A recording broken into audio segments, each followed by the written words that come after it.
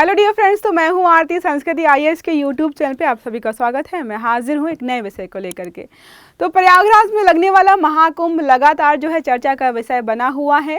मुद्दा स्टार्ट हुआ था 4 जनवरी से, जहां पर जो है वहां पे अखाड़ा या जो भी हमारे हिंदू संगठन है उन्होंने यहाँ पर एक चीज़ सामने ला के रखी थी कि वो चाहते थे कि मुस्लिम समुदाय के लोग ना तो महाकुंभ वाले एरिया में जाएं, ना ही दुकानें लगाएं। मतलब उनका प्रवेश या उनकी उपस्थिति को वहाँ पर ना के बराबर रखने की बात की गई थी, जिसके बाद जो है यहाँ पर वक्फ बोर्ड से संबंधित कुछ चीज़ें सामने निकल के आ रही हैं।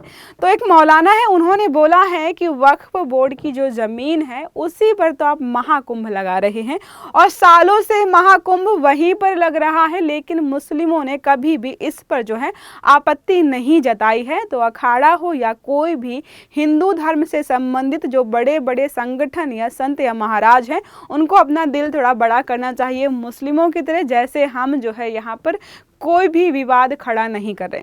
अब उनके इस स्टेटमेंट के बाद यहाँ पर विवाद खड़ा हो गया है कि वक्फ बोर्ड की संपत्ति या वक्फ बोर्ड की ज़मीन जैसे मुद्दे यहाँ पर कैसे निकल कर के आ रहे हैं। कुछ लोग बोल रहे हैं कि शायद जो है ये एक तरीके से गुस्सा है जो कि मुस्लिमों को ना जाने देने के कारण उठाया जा रहा है। कुछ का मानना यहाँ पर ये भी है कि शायद जो स्टेटमेंट यहाँ पर दिए जा रहे हैं वो सच में सही है। तो हम यहाँ पर खबर को पढ़ लेते हैं। उसके बाद जो है वक्फ बोर्ड क्या है, अभी कुछ समय पहले जो है वक्फ बोर्ड पर जो है संशोधन अधिनियम भी लाया गया था। कुछ नियमों कानूनों में बदलाव किए गए थे, क्योंकि वक्फ बोर्ड जिस तरीके से काम कर रहा था उस पर जो है सवाल उठाए जा रहे थे।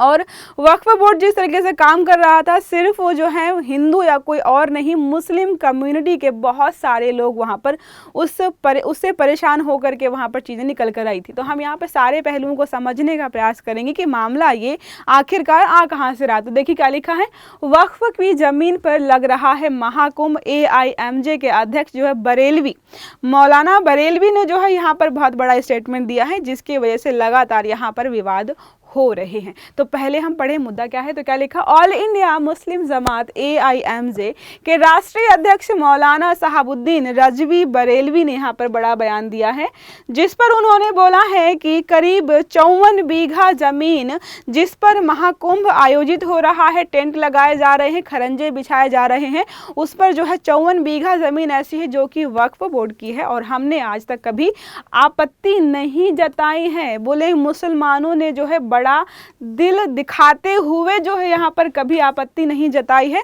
ऐतिहासिक कुंभ मेले के सारे इंतजाम इसी वक्फ बोर्ड की जमीन पर हो रहे हैं और सालों से हो रहे हैं। ऐसा बयान जो है इनके द्वारा दिया गया है।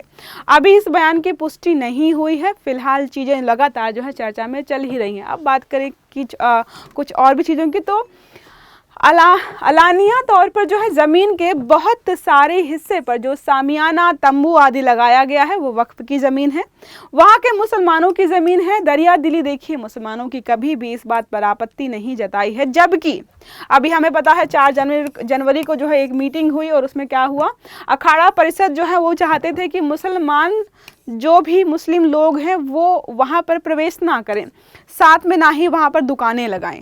सबके लिए नहीं, कुछ हद तक की भाई दुकानें नहीं लगाएंगे, प्रवेश नहीं करेंगे। ये जो है मुद्दा उठाया गया था इनके द्वारा।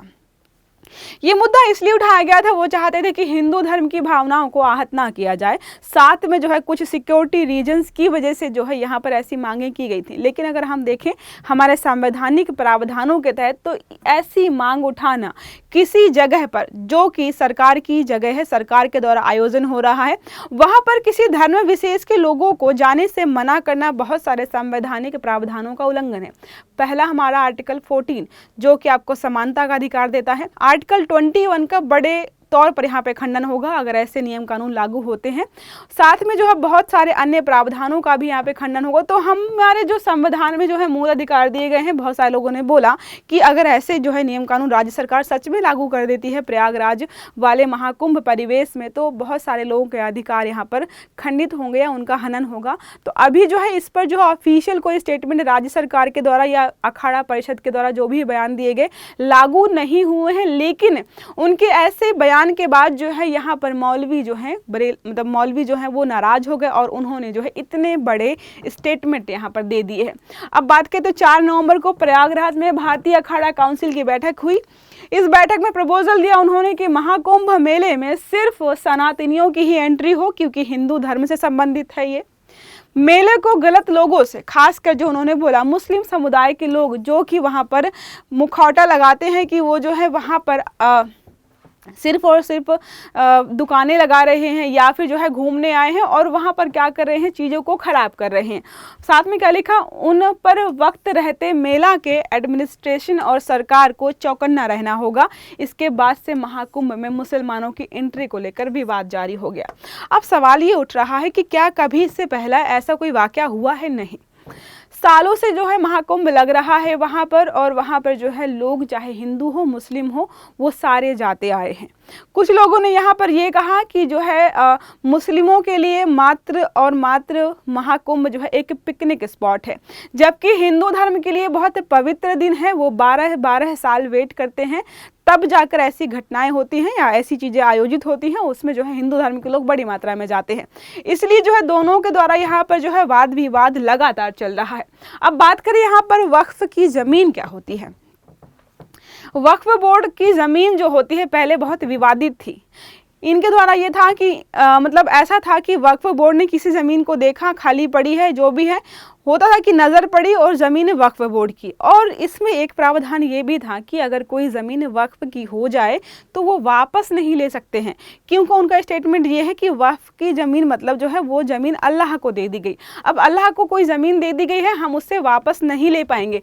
इससे कई मुस्लिम समुदाय के लोग भी परेशान थे कि हमारी ज़मीनों को वक्फ जो है गलत तरीके से हड़प रहा है। और ये हो रहा था कि वक्फ जो बनाया गया था वो अच्छे काम के लिए बनाया गया था, लोगों के जो एक तरीके से मदद के लिए या कल्याण के लिए बनाया गया था। लेकिन उसमें कुछ मौलाना ऐसे थे जो कि दम बिल्कुल सत्ता पर जो है काबिज होकर बैठे हुए थे और वो उसका गलत इस्तेमाल करके अपने पैसे बना रहे थे, जिसकी वजह से जो है राज्य सरकारों को यहाँ पर आना पड़ा बीच में और यहाँ पर संशोधन प्रस्ताव भी लाए गए।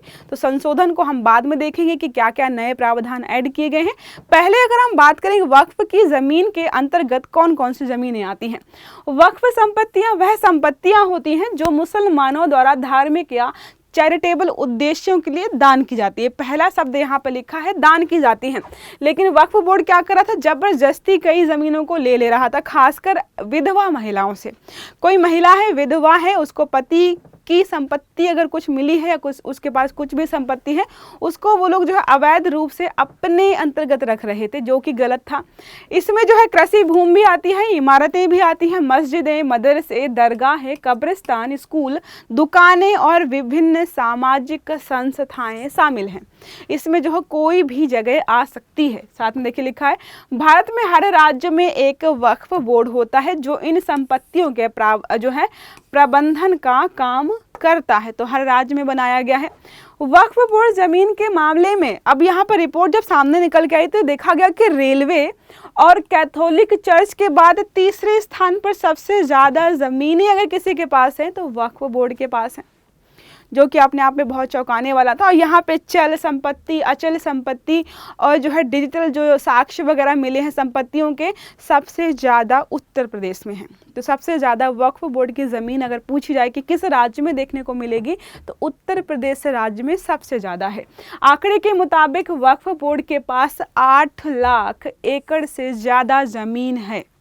ठीक है, 2009 में ये ज़मीन 4 लाख एकड़ हुआ करती थी, जो कुछ वर्षों में बढ़कर दोगुनी होगी। अब 2009 से लेकर के 2023-24 तक इन्होंने इतनी गलत तरीके से कब्जे किए ज़मीन पर कि डबल कर दी। इसी वजह से जो है लोग परेशान होकर के जो है हाई कोर्ट, सुप्रीम कोर्ट पहुंच गए कि यहाँ पर जो है लोग गलत तरीके से हमारी ज़मीनों को हड़प रहे हैं।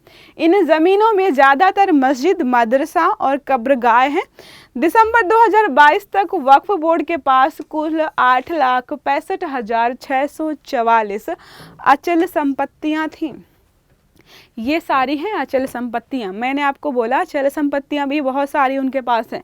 तो बहुत सारी उनके पास ज़मीनें इकट्ठा हो गई। अब वक्फ संशोधन विधेयक 2024 में क्यों लाया गया? तो मैंने आपको बताया कि बहुत ज़्यादा गलत इस्तेमाल हो रहा था, गलत तरीके से लोगों की ज़मीनें हड़पी जा रही थी। साथ में चीज़ें निकल के ऐसे सामने आ रही थी कि जो वहाँ पर जो है बड़े पदों पर आसीन मौलाना है वो अपनी पावर्स का गलत इस्तेमाल कर रहे हैं। 8 अगस्त 2024 को 2 विधेयक, वक्फ संशोधन विधेयक 2024 और मुसलमान वक्फ विधेयक, निरसन विधेयक 2024 दो लेकर के आए गए थे। दोनों ही लोकसभा में प्रस्तुत किए गए, जिनका उद्देश्य था कि जो भी वक्फ बोर्ड हैं के काम को सुव्यवस्थित करना और वक्फ संपत्तियों का कुशल प्रबंधन सुनिश्चित करना। तो यहाँ पर जो भी संपत्तियाँ, उनका काम था कि लोगों के कल्याण के लिए काम करें, लेकिन जो है संपत्तियों का इस्तेमाल लोग अपने फायदे के लिए कर रहे थे, जिसकी वजह से ऐसे नियम कानून लेकर के आने पड़े।